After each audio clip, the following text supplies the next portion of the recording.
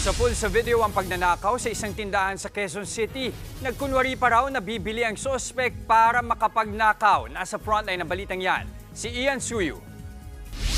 Kuha ang CCTV footage na ito sa tapat ng isang sari-sari store sa Barangay E. Rodriguez Sr., Quezon City, Lunes ng madaling araw. Tumigil ang motor na may sakay na dalawang lalaki. Ang naka-long sleeves na itim, papasok sa loob ng tindahan. Pagpasok sa tindahan, nakipag-usap pa ito sa mga tindera na aakalain mong may bibilihin. Pero iba pala ang pakay ng lalaki.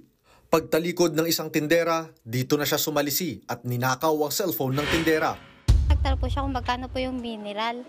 Tapos sabi ko po, meron pong malaki, sabi niya. Sige, ayun ang malaki. Tapos binigay ko po yung pagkatalikod ko po, doon yun na po pala nakuha yung cellphone ko. Nakita rin sa CCTV ang mga kasabay umano ng kawatan na posibleng kasabwat niya. Ang suspect, dali-daling sumakay sa motor, saka umalis.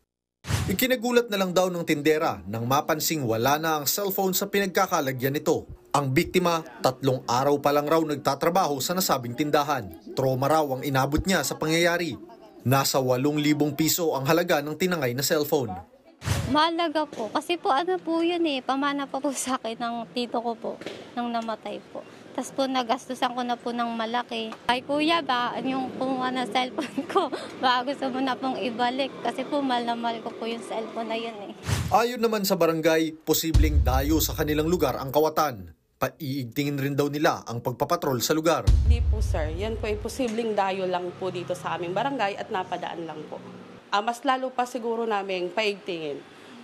Kailangan po namin magpa-posting ng mga tanod. Patuloy namang nakikipagtulungan sa otoridad ang biktima para matukoy ang pagkakakilanlan ng suspect. Nagbabalita mula sa frontline, Ian Suyu, News 5. Mga kapatid, Jess De Los Santos po, huwag magpauli sa mga umaaksyong balita at napapanahong issue sa bansa. Para sa mas malawak na balitaan, mag-subscribe at mag-follow sa social media pages ng News 5.